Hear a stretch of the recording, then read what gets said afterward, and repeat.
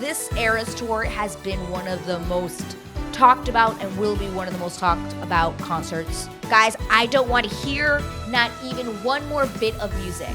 Ballsy. That is so ballsy of that actor. Y'all, this is a Broadway show. I have never seen so much promotion. Hello, everyone, and welcome into another episode of the Watchahollic podcast. Y'all, I have had a week. I have started to go back onto TikTok, and that place is a beast. I haven't been on TikTok in at least a year. A couple years ago, I started TikTok because, I was on, the whole let's do TikTok, let's do Instagram, let's do YouTube, let's do it all, right?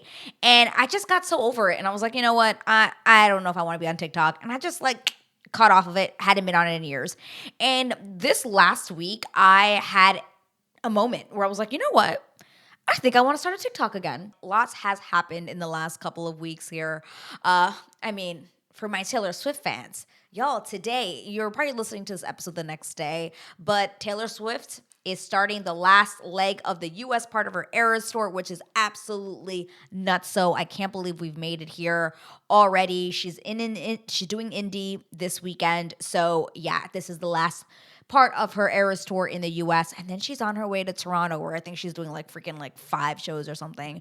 And then she is on her way to Vancouver, where I will be seeing her on December 8th on the final show. Y'all, I looked down on those tickets because I had no idea when I got those tickets that was going to be the last show of the Eras tour. I mean, at this point in time, when I'm recording, it is the last day of the Eras tour ever. So that show is going to be so amazing because the energy the energy that the dancers are going to bring, the energy that Tay is going to bring, the energy of the crowd, everyone there is going to be like, oh my God, this is the last time anyone is ever going to see this show. And I hope to God that she announces that we're going to be able to see it forever when she announces this documentary. Because I swear, guys, let me know, are you really wanting a documentary of the Eras tour? Because I for sure the hell do. I want it. I want it. I want it. I want it. Thank you, High School Musical, by the way. Celebrated 16 years a couple weeks ago. Crazy. Absolutely not so. But, the idea that this show has just been what it has been, how it's extended, how it's, shaped people's lives really this year, how different eras within the era of this tour she's been through. She literally had a breakup, had a hookup / rebound, has a full-on relationship now with a freaking football player, released a brand new album, what the hell, and then added it to her tour. This Eras tour has been one of the most talked about and will be one of the most talked about concerts or tours that has ever happened. Thousands of people have been going. Thousands of people are trying to get tickets. Thousands of people are just living their best lives. And I am one of them. I already saw this show. I was very lucky. I went and saw it in Paris in May, and it changed my life. It was amazing, and I can't wait to see her again. To have that privilege is not something I take lightly because I know there's a lot of people who haven't had a chance to even get one ticket, so I'm very, very lucky. But I'm very, very excited to see her in December. I am super, super, super stoked. The amount of celebrities that are going, it's insane. It's just absolutely changing the world. And talking about friends and talking about celebrities, Selena Gomez. Selena Gomez was just at the premiere for Wizards of Waverly Place. Y'all, Wizards of Waverly Place, I think it's Wizards, it's beyond Wizards of Waverly Place, I think is the new the new show that's going to be coming out on Disney Channel, the rehash, the reboot, all of this stuff, right? Because this is something that is really taking over TV and movies these last couple of not years, but the next couple of years, to come is going to be about millennials nostalgia. Really. We've got freaking Freaky Friday coming out with a sequel. We've got Princess Diaries coming out with a sequel. What in the hell? A reboot, I mean. Things that we never thought. And the fact that they now have Selena Gomez is in this new show, Beyond Waverly Place, and producing it with David Henry, which, to be fair, I don't think she's actually like in the show. I feel like she's probably gonna like be in the first episode for sure, and then kind of like hop in and out every couple of episodes probably. I don't think she's like a main character. I think this is more about David Henry and possibly his family. I don't know anything about it because obviously this is way outside of my age range now, but I wanted to talk about it because they just had the premiere, and y'all, Disney Channel showed up. Literally, we had Monique Coleman there, Corbin Bleu, Anna Maria Perez Tegel from freaking Camp Rock and Camp Rock 2. Like, what the hell? Someone we hadn't seen in years. Jason Earls, Jason Dolly, Greg Sulkin, I think is it Jake Thomas from Lizzie McGuire. Like, we had so many people show up. And one of my favorite things was like in the interviews, I think they had asked, I believe it was Jason Earls, who was the brother in Hannah Montana, Jackson. That was his name. And they asked like, oh, do you think that could ever happen? Do you think there could ever be a reboot? And he's like, well, you never know. And I'm just like, who would come back for this? I mean, obviously that show was Miley Cyrus, right? Miley Cyrus would have to be heavily paid to go back and do Hannah Montana. I mean, the amount of money that it would take to get her to be back on that show would be absolutely outrageous. So I don't think she would. She might produce it. Like, why not? Maybe she'll do like one episode. Why not? But like to be in a reboot, highly doubt that would ever happen. And this would probably have to be around like maybe Jackson's family. But how would you even make a reboot about this, right? You can't have Billy Ray Cyrus because obviously Miley Cyrus and her dad aren't really on the best of terms. So like having a reboot would be very, very hard of that show. I think Wizards of Waverly Place was a good example of like maybe one of the movies that you could have done, right? For sure. But to ask that, I don't know. They also asked Jake Thomas about the Lizzie McGuire still possibly maybe getting a reboot. Guys, I know I'm not the only one that was so disappointed when we did not have that reboot, right? The fact that they had filmed, I think, a couple of episodes, or at least the first one from what I recall. They even had that little like teaser where you see Lizzie. Like, it was legit happening. And the fact that Disney was like, sorry, it's too old, we have to pull it, still haunts me, and I'm pretty sure haunts all of us millennials to this day, because they ripped that apart from us. They ripped that from us. Like, how can you tease the Lizzie McGuire movie, or the Lizzie McGuire show reboot, film it, show us a teaser, talk about it, show all the people that were going to be in it, and then just rip it away? Like, how could they? I'm hopeful, and I think they asked, Jake Thomas if he felt that he was like hopeful about this, and I believe he said he was. But y'all, like, it hurt me. It hurt me that they were like, yeah, sorry, we're taking this away from fans. I think Disney, I think you really need to like, rethink it and be like, you know what, we can have an area of Disney that is a little bit older. Like, you can, like. You can. They took that from us. But something that I will say that has not been taken from us this year is the fact that we are still going to be getting freaking Wicked the movie in just a couple of weeks. Y'all, Wicked, I am so excited for this film. But I want to say there's one thing I have a gripe with, and it's the fact that I think they're going to overdo it with the promo. Guys, I don't want to hear not even one more bit of music. Not even one bit of music. Supposedly there's like they're releasing a lot of merch and toys and things like that. And they've gotten this like microphone that basically has like 2 minutes of Cynthia's Defying Gravity in it. And I'm like, why? No, release this after. I don't want to hear it. I've seen like TikToks come up and I'm like, I don't want to hear it. I don't want to know more than I've already heard, which is the like, that's all I want to hear. I don't want to hear any other part of Wicked. I don't want to hear any more music. I don't want to hear anything. I feel like they're really, they're starting to put in a lot of promo and show a little bit too much. And I want to be surprised. I really want to go into this movie not knowing what to expect, not knowing how people are going to sound, which, speaking of what they're going to sound like, they did release a behind the scenes thing, which I appreciated, where they talked about how all the actors are singing live. Now, I don't know how you feel about everyone singing live in Wicked, but I remember they did it for Dear Evan Hansen when they did the movie. And I personally liked it because I do agree that like when you have to lip sync it, it just you don't as an actor, I feel like you wouldn't be able to feel it as much as if you were singing it live. So I did like it when they did Dear Evan Hansen, even though Dear Evan Hansen is a very like not liked movie. I personally didn't hate it. Sorry, don't come for me. I personally never hated that movie. I enjoyed it for what it was. I think it's great music. So I was happy with it. But the fact that for Wicked they're all singing live, I'm really intrigued to hear what that's gonna sound like. But back to what I'm saying is I don't want to hear anything more. I don't want to see any more footage. I don't want to see anything. They've been releasing a lot of promo, a lot of scenes, a lot of things. I'm like, I don't want to know. We've got a couple weeks left. Let's just ring it in.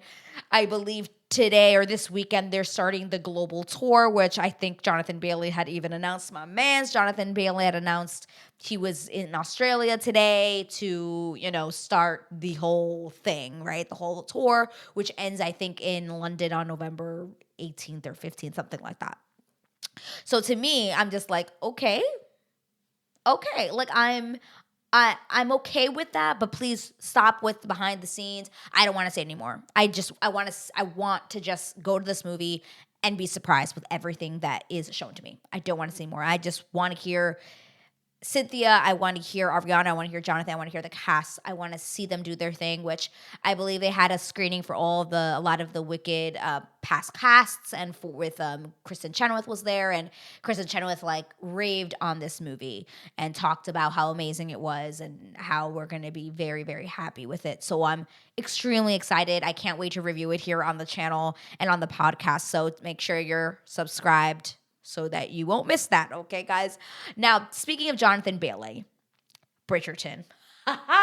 Bridgerton. Okay, Bridgerton. So they've decided to do these like little clips where you see Luke and Yaron, our Benedict and our Sophie, kind of reading passages from the book and kind of getting us excited. And I would like it if they just stopped because yes, give us the crumbs because we know that's what they're giving us. They're just giving us crumbs, making sure that we're being fed. Like, oh yeah, no, they're filming. Things have been released. Yeah, that's great. But I don't want to see anything. I don't want to see anything more because the more I watch it, the more they talk about like, we'll see you soon, the more upset I get because I know that this show isn't coming out for fucking 2 years. So yeah, do I want to see more? Absolutely. But please don't. Please just stop because it actually aggravates me knowing that I have to wait 2 years for fucking 8 episodes. I'm going to run this topic to the ground, but I cannot stand the fact that now we have to wait 2 years for 8 freaking episodes. Give me 10, give me 12, but this whole 2 parts, this whole freaking 8 episodes every 2 years is absolutely ridiculous. Like, give me the reason. If you give me a reason why it's taking me this long, a reason that I can understand, okay. But if you're just like, oh, we just want to make it perfect, absolutely not. There are some absolutely amazing seasons of TV that were 23 episodes, and we got them every fucking season. So, no, it actually... Oh my God, it aggravates me. It aggravates me so much. And speaking of being aggravated, you know who was really aggravated this last week? Mr. Tom Holland. Y'all, we know about the Tom Holland Zendaya moment that has hit the internet like nutso. So if you guys don't know, which I'd be shocked that at this point you haven't seen these clips, but Tom was out promoting his new non-alcoholic beer, I think it's called Bello or something like that, with Zendaya, and I guess they were going to like a party for it, and they get out of the car, and Tom Holland walks out, and Zendaya gets literally mobbed by the paparazzi. Like, no one gave a fuck about Tom Holland. It was literally like ascended onto it. It was like crows ascending to meat and rice and food and all of those things. I don't know why I said meat, but like literally she got attacked, and Tom Holland was like, oh, hell no. No one's going to get on my wife right now. Literally, that is wifey right there. You do not. He literally was like, no. He's like literally pushing the paparazzi. And Zendaya's like, it's okay. She like grabs her. She's running with like the paparazzi's like pen, and no, he was absolutely not. Then they showed like the moment they left, and again the paparazzi was like trying to ascend over her, and he literally like pushed this guy out of the way, had her go behind him. Oh my God, and like guided the way. And I said, you know what, Tom Holland, I love you. I've always loved you. I think you are an absolute charmer guy. I absolutely love you. I love this relationship. I hope they never break up ever. They better get married. I swear if they break up, it's going to be sad AF because they are literally a poster child right now for Hollywood couples because they are just so damn cute. She is literally almost a foot taller than him in heels, and every single time they take pictures, it's so cute because he's just so confident in their relationship. He doesn't give a fuck that he's shorter than her. He will protect his woman. He doesn't give a F about all these other people. And you know what? I am here for this behavior. What I'm not here for is the fact that Channing Tatum and Zoe Kravitz broke up. Y'all, they've been together for 3 years. I thought they were gonna get married. They were so cute together. I must have missed something. Some people have been saying that there was like some like weird, how do I say? Some people have talked about how it was kind of, you could kind of tell that there was tension in interviews or whatever. But guys, they just announced that they're filming a freaking movie together, and then they announced that they break up a day later. I'm sorry, the timing of that.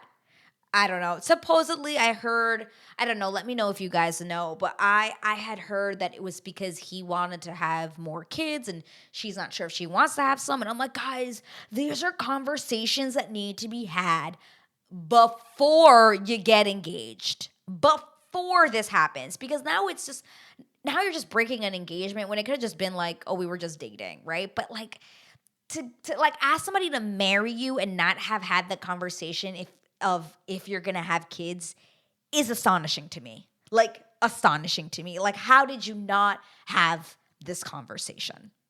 In my opinion, like I don't know. That broke my heart. So I hope they find their respective people. I don't know. Maybe they'll go back to each other at another point. I mean, anything is possible in Hollywood.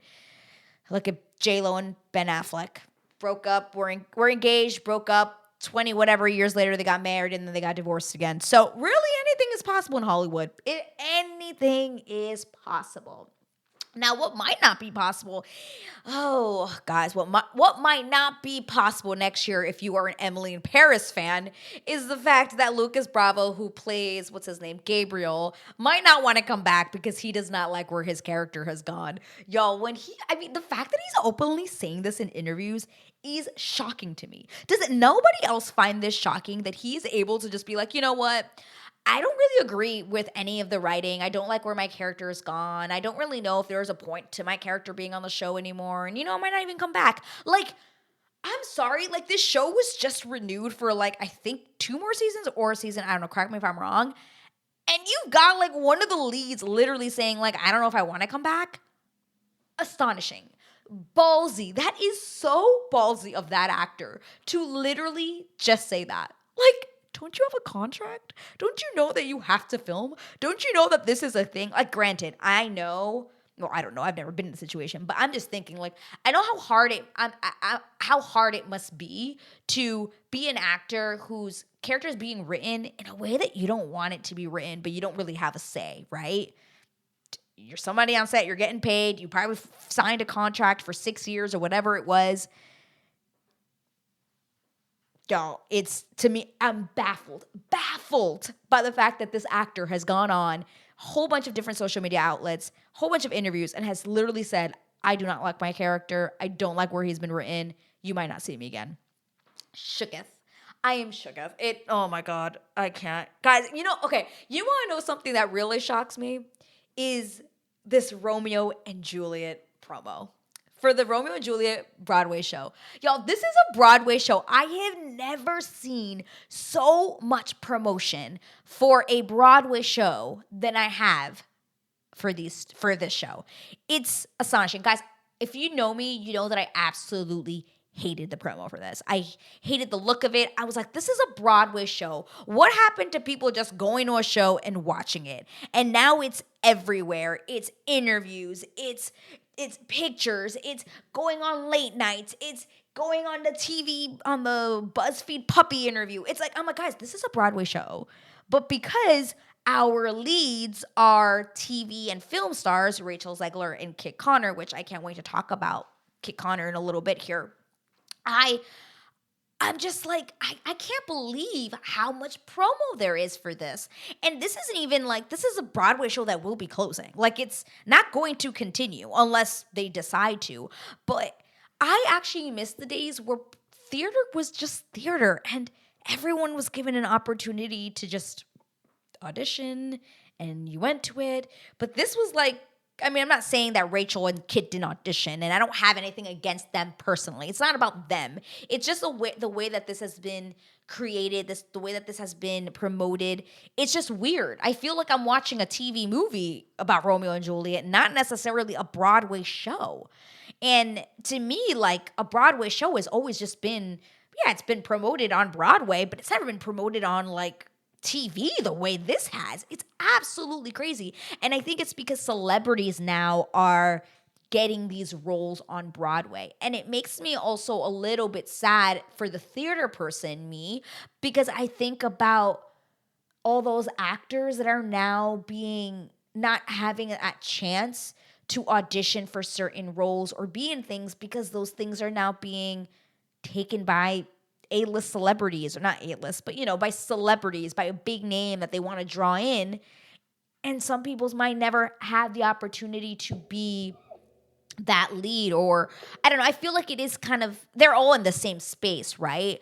But like people who are just killing themselves every day in New York City to get a part is like now being overshadowed by these like higher actors that are famous and being put in these shows. And I feel like that's kind of taking away from people who are just auditioning in New York City, grinding every day. That's just me. I just feel that way because I am from New York City. I did the auditioning thing. Like, I understand how hard it is in that industry, and to be seeing like actors just in Hollywood kind of taking those parts, it peeves me a little bit.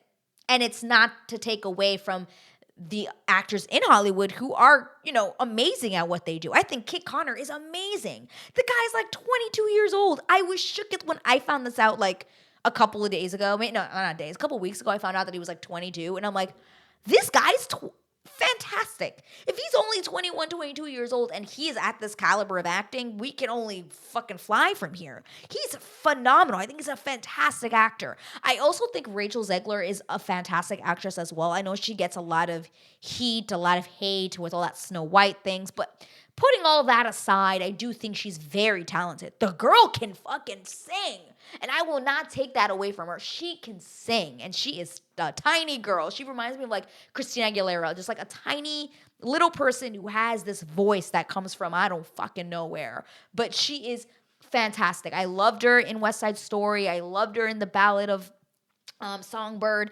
the Hunger Games film. I thought she was fantastic in that. Like, very good actress. I have nothing to say against them in that regard. It's just, I feel like they're taking away from people in New York City who are just trying to audition and get a job. But I don't know. That's kind of how I feel in that regard. Now, speaking of Kit Connor, as you know, I have watched Heartstopper if you've watched my reactions on my YouTube. And I just want to say that this season of Heartstopper really grew on me. When the season first ended, I was like, oh, I don't know. I think I might have liked season 2 more, even though season 2 was extremely sad and there was a lot of sad topics in that. And it started the whole, the conversation that, okay, something's wrong with Charlie. There's a disorder. There's some mental things going on here that we're going to have to discuss in season 3. And the first half of season 3 was hard to watch. It was really sad, but I'm glad that we went through it. And then the second half was just like the complete opposite. And the more I watched the season, because I technically watch these episodes a lot of times when I'm editing, right? The more I thought, what, I actually do think season 3 was better. And I think it's because I do think that this season, Kit Connor and Joe Locke, I think, did fantastic in their parts. Like, just from season 1 to season 3, what these actors have been able to really accomplish is beautiful to see. I thought the acting from both sides was amazing. Like I mentioned, I was raving about Kit Connor a couple seconds ago, and I will continue to rave about him in this season. He really carried a lot of weight for this season. There's a lot of sadness in this season, much more than in season 2. Season 2, I think, was much more of him trying to figure out himself, about him being bisexual and accepting that accepting that fact, and also being able to tell the world and tell his friends and tell his family and tell everyone that he was comfortable being bisexual and that he had a boyfriend named Charlie. And I think this season it was just sad. Like the amount of scenes that this guy had to cry in, I'm like, oh my God, like these must have been really hard days. Y'all, crying for like 8 hours a day is exhausting. Like I cry watching 30 minutes of an episode. Now imagine having to replicate that for like 4 hours over and over and over and over again. Like all of these emotions that you have to conjure up every time you do a take, every time you do a scene is astonishing. Like how hard that is. It is very hard to do. And watching Kit just absolutely kill it. One of the moments that really sits with me is when Tao and Nick, I think it was in episode 5 or was it episode 4? I forget which episode it was. It was the episode when Charlie is in is at the facility at the, getting help. And they're at the costume party and he's sitting on the floor with his costume and he's just so sad. And Tao says, hey, can I sit with you? Do you mind if I sit? And he says, yes. And they don't really say much. And he just turns over and just crawls into this ball with Tao and is just sobbing. And I just thinking about it right now, like I could just cry because to me, that was one of the most like touching moments is seeing him break down like that, especially with Tao, someone who we never would have thought would ever been close to, and now they really have become very good friends, is astonishing. And like that emotion, like I loved it. I loved the scene that he had with Haley Altwell when he tells her that that Charlie has an eating disorder, and he does the one tear. Y'all, when you could do the one tear drop, you're an actor. You have made it. You have made it to the high ranks of acting if you could have the one tear roll. And I thought he killed it. That scene was so sad to watch, but like we needed to see it. We needed to see Nick really get down into the dumps. Like, how do I help this person? Astonishing to me. Astonishing. And then seeing him in the second half, now realizing like, oh my God, like I have to figure out who I am without Charlie. Charlie is this person who's giving me his confidence to like come out and be more of myself, but there's still so much about myself that I need to find out. And I know that that's going to be a main part of season 4, of course, when it comes out, and I can't wait to see that development. But yeah, I love that part.